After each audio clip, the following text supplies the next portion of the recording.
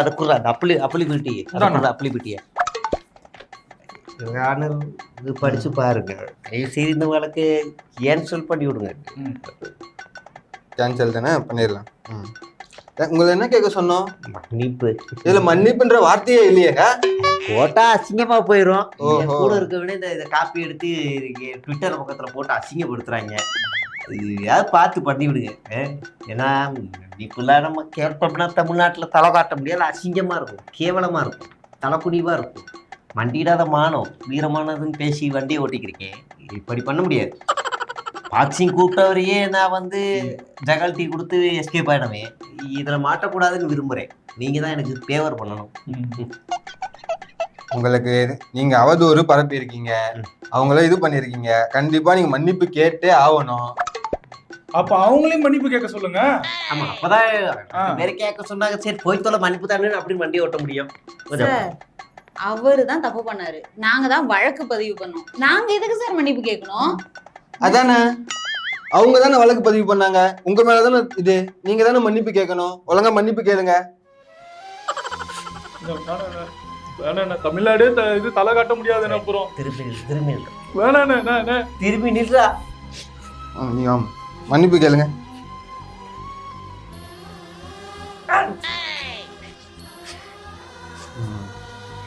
ஹாப்பியாமா? Video பேக்குன்னு சொல்லு. டேய், நம்ம இனத்துக்காக படம் எடுத்துக்கிறாரு, சரியா ஓடணும்டா. என்ன இந்த பாரு, இந்த ஷோல ஃபுல்லானோம் நம்ம மான பிரச்சனை இது. புரியுதா? போய் முதல்ல நீ என்ன பண்ணு, போய் டிக்கெட் எல்லாத்தையும் எடுத்துட்டு வாடா. மான பிரச்சனை அசிங்கமா போயிரும். எடுத்தாச்சா? வேற மாதிரி இருக்குது. ஐயோ, இப்படி ஒரு படத்தை நான் பார்த்ததே இல்ல. ஆமா, சரி சரி எல்லாம் போயிடலாமா? போயிடலாம் கண்டிப்பா. அந்த படத்துல எப்படி பஞ்சடைலாக்லாம் எப்படி இருக்கு? மாசா இருக்கா? மாசா இருக்காவா?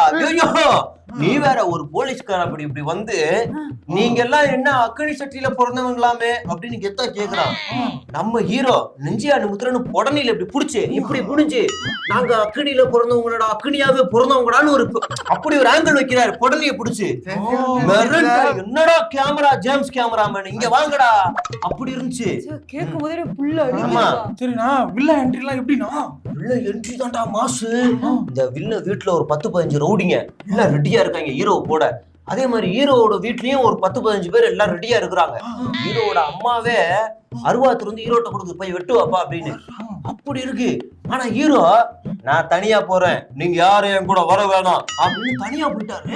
அப்போ அது அசுரன் படம் மாதிரி தானே இருக்கு. அப்படின்டா நானும் நினைச்சேன். போய் கண்ணா முன்னாடி வெட்டி கீச்சு அப்படின்னு போய் வில்ல வீட்டுல போய் நடு வீட்டுல படுத்து தூங்கி கொரட்டை விட்டு தூங்கிட்டு இருக்காரு. எனக்கு தூக்கம் வருது, நான் தூங்க போறேன், காலையில வந்து யார் உயிரோடு இருக்கீங்களோ அவங்கள வெட்டிடுவேன், நான் இப்ப தூங்க போறேன்னு கொரட்டை விட்டு தூங்குறாரு. எப்படி ஒரு சீன் தமிழ் சினிமால வச்சிருக்காங்களா? ஆக்ஷன் சீன் கேக்குறியா? சண்டை முந்திரி காடு மாதிரி ரெடி பண்ணோம், ஆனா எதுவும் கிடைக்கல. புதர் மாதிரி ரெடி பண்ணிக்கிட்டாங்க. அதுக்குள்ள 3 பேரை வெட்டுறாரு, அடிக்கிறாரு ஹீரோ. ஒரு சீன்ல கவட்டைய 2 அப்படி கிழிச்சு கத்தி எடுத்து இங்க குத்திக்கிட்டு இருக்காரா. ஃபைனல் டெஸ்டினேஷன்ல என்ன படம்? இத பார்க்கும் போதுதான்டா எனக்கே தோணுச்சு, என்னடா கேமரா ஆங்கிள் இது, எம்மாடி. சரி அதெல்லாம் விடுங்க, கிளைமேக்ஸ் எப்படிதான் கொண்டு போறாரு? நான் கடைசியா சுறா பட கிளைமேக்ஸ்க்கு தான்டா அழுது, அதோட இந்த கிளைமேக்ஸ் அழுகுறேன் தெரியுமா? ஆமா, அப்படியே நடிக்கிறாரு, அப்படியே செத்து போனாரா பேசிக்கிட்டே. அவர் அப்படியே சாகர மாதிரியே பேசி நம்மள சாகடிக்கிறாரா நடிச்சு. சரி இது அந்த சீனை பாருங்க, அப்பதான் உங்களுக்கு தெரியும். நம்ம படத்தை நம்ம தான் பார்க்கணும், வேற யாரும் வர மாட்டாங்க. 5 ஷோ பாக்குறேன், நீ ஃபுல் ஷோ அதுதான் தியேட்டர்லயே வர்றேன். இந்த தமிழ் டாக்கிஸ் இருக்கார்ல புதுசட்ட மாறன், எல்லா படத்துக்கு ரிவ்யூ போடுறாரு, இந்த படத்துக்கு ரிவ்யூ போடல தெரியுமா? அது இதை விட சோகமான சீன். படத்தையே ஒரு மதிக்கல. மேடம் மேடம் சார் வாங்க. வணக்கம் மேடம். வணக்கம் சார், சொல்லுங்க. நீங்க நான் வந்து ஒரு சமூக ஆர்வலர். நம்ம நிறைய பொது சேவைகள் நிறைய செஞ்சுக்கிட்டு இருக்கோம். நல்லது. ஏதாவது ஒரு விஷயம் வச்சா பட்டுன்னு வீடியோ போடுவோம். நிறைய விஷயங்கள் இந்த மாதிரி சமூகத்துக்காக செஞ்சுட்டு இருக்கோம். இப்ப இந்த ஸ்கூல்ல பார்த்தோம், எங்களால முடிஞ்ச ஏதாவது ஒரு உதவி செய்யலாம் அப்படின்னு நாங்க வந்திருக்கோம். ஏன்னா நாங்க சமூக ஆர்வலர். சார் நீங்க இப்படி முன் வந்திருக்கிறது எனக்கு ரொம்ப சந்தோஷம். ஆனா பாத்துங்க, என்னால தனிப்பட்ட முறையில முடிவெடுக்க முடியாது. மேலதிகாரி மேடம் அதெல்லாம் பிரச்சனை இல்லை மேடம். எங்களால முடிய ஒரு சின்ன உதவி தான், அப்படி ஒரு ஓரமா செஞ்சு நாங்க பாட்டுக்கு போயிடுவோம். அதெல்லாம் நீங்க ஒன்றும் கவலைப்படாதீங்க, ஏன்னா நாங்க சமூக ஆர்வலர். இல்ல புரியுது சார், உங்க நல்ல நோக்கம் எனக்கு புரியுது. ஆனாலும் கொஞ்சம் ஏதாவது பிரச்சனை வந்துருச்சுன்னா என்ன மேடம் பண்றது? நீங்க கவலைப்படாதீங்க மேடம். அங்க இருக்க குப்பையில மட்டும் அள்ளி அப்படி தூக்கி போட்டு எங்களால முடிஞ்ச உதவி. நாங்க இப்ப நிறைய ஸ்கூல்ல எல்லாம் பண்ணணும்னா பண்ணிக்கிட்டு இருக்கிறோம். இது இந்த ஏரியால நான் இருக்கிறேன். அதனால வந்து ஒரு பண்றோம்னா ஏன்னா நாங்க ஏன் பண்றோம் நாங்க, ஏன்னா நாங்க சமூக ஆர்வலர். அதான் நீங்க பாட்டு உங்க டியூட்டி பாருங்க, நாங்க பாட்டுக்கு அந்த சின்ன வேலையை அந்த விஷயத்தை பண்ணிட்டு போயிட்டே இருக்கோம். சரி, யாருக்கும் எந்த பிரச்சனையும் இல்ல வராம. மேடம் நாங்க பாத்துக்கிறோம், ஏன்னா நாங்க சமூக ஆர்வலர். வரட்டுமா? வரட்டுமா? சரி. சரி தம்பி, துப்புரவு பணியாளர் வாங்க, இங்க வாங்க, சீக்கிரம் வாங்க. அண்ணா இத பாரு, எல்லா குப்பையும் அள்ளு, இந்த செடி கிடி எல்லாத்தையும் அள்ளு. இத பாரு, நீ என்ன பண்ணு, ஜேசிபி எடுத்துட்டு வந்து ஒரு ஆள் போடு, சீக்கிரமா எடுத்துட்டு வாங்க, எல்லாத்தையும் கிளீன் பண்ணு. தம்பி தம்பி ஒரு வீடியோ மட்டும் அப்படி எடு. நீ அப்படி நீ பண்ணு. சரி தம்பி, நீ அப்படி போயிரு, அப்படி நீ வா. ரெடியா? போகுமா? இருப்பா ப்ராப்ஸ் எடுத்துக்கிறேன். ரெடியா? திரும்புறேன்.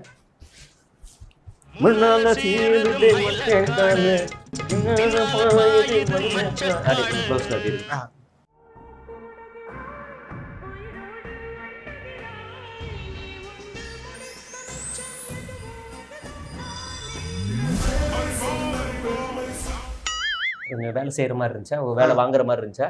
எல்லாம் எடுத்தாச்சு. ஓகே போதும். ஓகே கொடுங்க, அப்படியே அப்படி பிடிச்சிக்கோங்க. மக்களே, அதாவது பார்த்துக்கிட்டீங்கன்னா ஒரு அரசு பள்ளியோட நிலைமையை பாருங்க எவ்வளவு மோசமா இருக்குன்னு. இன்னைக்கு நாங்க ஆட்சிக்கு வந்து அதை சரி பண்ணணும்னு அவசியம் இல்லை.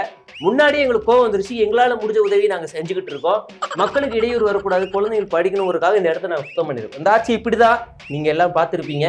தளபதி வந்த உடனே எல்லாத்தையுமே மாத்துறோம். அதுக்காக இப்போவே நாங்க இறங்கி வேலை செய்ய ஆரம்பிச்சிட்டோம். தளபதி வராரு, எல்லாரையும் மாத்துறாரு. கொஞ்சம் தளபதி வராரு, எல்லாத்தையும் மாத்துறாரு. தம்பி என்னப்பா பண்ணிட்டு இருக்கீங்க? அப்பவே உன் மேல எனக்கு ஒரு சந்தேகம் வந்தது. எத்தனை அரசு பள்ளிங்க இன்னைக்கு தேதியில நல்லபடியா இயங்கிட்டு இருக்கு. அதனால எவ்வளவு குழந்தைங்க படிச்சுட்டு இருக்காங்கன்னு தெரியுமா? எதுவும் தெரியாம தற்கொலைத்தனமா வந்து எதையாவது பண்ணி என் வேலைக்கு ஆப்பு வச்சே பண்ணீங்களா? ஏன்ப்பா இப்படி பண்ணி தொலைறீங்க? அது சமூக ஆர்வலர். நீ பாருங்க, இந்த மறுபடியும் இந்த வார்த்தையை தூக்கிட்டு ஒழுங்கா போயிடுங்க. ஸ்கூல் கேட்டு விட்டு வெளில போங்க முதல்ல. தம்பி அங்க வா, அங்க ஒரு பால்வாடி இருக்கு, அங்க போகலாம். இப்ப வாங்க வா. போன் வீடியோ ஒரு கேமரா ஒரு போட்டோ. உள்ள வாப்பா, உள்ள வா. மேடம் வாங்க சார். என்ன இப்ப கடை எல்லாம் நல்லா இருக்கா? நல்ல வியாபாரம் ஆகுதா? நல்லா வியாபாரம் ஆகுது. என்ன பொருள் விலை தான் குறைஞ்சிருக்காங்களா? ஜிஎஸ்டி எதுவும் இறக்கிருக்காங்களா? ஜிஎஸ்டி நம்ம ஜி சொன்னாரா? ஜிஎஸ்டி அந்த சிப்ஸ் காரம் அது எவ்வளவு இறங்கி இருக்கு இப்போ? அது 420 ரூபா வித்துட்டு இருந்தது. இப்போ ஒரு 50-60 ரூபா கிட்ட குறைஞ்சிருக்கு சார். 50-60 ரூபா குறைஞ்சிருக்குன்னா அவங்களோட வாழ்வாதாரம் எவ்வளவு பெருசா உயர போகுதுன்னு பாருங்க. என்ன ஜி எப்படி இப்படி யோசிச்சாரு? என்ன ஒரு மாதிரியான வளர்ச்சின்னு பாருங்களேன். அடுத்து அந்த ஸ்வீட் அது எவ்வளவு குறைஞ்சிருக்குமா? அதுவுமே முன்னை விட இப்ப நல்லா குறைஞ்சிருக்கு. இதுக்கு மேல என்ன வேணும்? சுத்தமான காத்து, இயற்கை வாழ்க்கை, அவ்வளவுதான். நம்ம ஜி கிட்ட இதெல்லாம் சொல்லி தரலாம். அப்புறம் பெரிய இல்ல சார். அப்புறம் அந்த பண்ணு பாத்துக்கிட்டீங்கன்னா வெறும் பண்ணுக்கு ஒரு ஜிஎஸ்டி, ஸ்வீட் பண்ணுக்கு ஒரு ஜிஎஸ்டி. ஆமா, அது எப்படி? அது வேணாம், அது ஸ்கிரிப்ட் வேணாம், அது வேற. வேற. அப்புறம் அந்த பாப்கார்ன் குழந்தைங்க விரும்பி சாப்பிடுறாங்க. பாப்கார்ன், கேரமல் பாப்கார்ன், அந்த பாப்கார்ன், இந்த பாப்கார்ன், அதுக்கு ஒரு வேலை. அது வேற. அது அப்புறம் இதுல ஜிஎஸ்டி கவுன்சில் அது மாத்துவாங்க. அதாவதுமா, இந்த ஜிஎஸ்டி பொருளும் குறைஞ்சதுனால நீங்க இப்போ வந்து வாழ்க்கை தரம் உங்களுக்கு முன்னேற போறீங்க. இப்படி இப்ப அடுத்த வருஷத்துல நீங்க என்ன டிபார்ட்மெண்டல் ஸ்டோர் வைக்கலாம், இல்ல சூப்பர் மார்க்கெட் வைக்கலாம், என்ன வேணாலும் வைக்கலாம், பெருசா வைக்கலாம். அதுக்கு காரணம் யாருன்னு உங்களுக்கு தெரியும். இந்த ஜிஎஸ்டி எல்லாம் குறைச்சது யாரு? ஏத்துனது யாரு தெரியுமா? இதெல்லாம் நல்ல சந்தோஷமான விஷயம். இதெல்லாம் சந்தோஷம் தான் சார். ஆனா இந்த டோல்கேட்டை பாருங்க, இங்க இருந்து பொருள் எடுத்துட்டு அந்த மாவட்டத்துக்கு போய் விற்கலான்னு போனா 3 டோல்கேட்டை தாண்டி போக வேண்டியதா இருக்கு. டோல்கேட் விலையெல்லாம் ஏத்தி வச்சிருக்கீங்க, அதை எப்ப குறைப்பீங்க சார்? அது வந்து வேற டிபார்ட்மெண்ட் மாதிரி ரோடு, இது பொருள் டிபார்ட்மெண்ட். அப்புறம் இன்னொன்னு பார்த்தோம்னா இந்த டிரான்ஸ்போர்ட்டுக்கு வந்து வண்டியில தானே ஏத்திட்டு போகணும். பெட்ரோல் டீசல் விலை எக்கச்சக்கமா ஏறி கிடக்க, குறைக்கவே மாட்டீங்க. அது வேறமா. அப்போ ஒரு துறையா தான் நம்ம வளர்ச்சியை கொண்டு வர முடியும். அது வேற. அதனால இப்ப நம்ம எல்லாருமே பண்ணிட்டு இருக்காரு. இவங்களோட வாழ்வாதாரம் மிக பெருசா உயர்ந்திருக்கு. நாளைக்கு வந்து அவங்க போட்டோவே போட்டோவே உள்ள பின்னாடி வைக்க போறதா சொல்லியிருக்காங்க. வாங்கிக்கங்கம்மா. வரட்டுமா? வரட்டுமா? இந்த கேள்வி கடையை பார்த்து வச்சுக்க, அடுத்து இந்த பக்கமே வரக்கூடாது.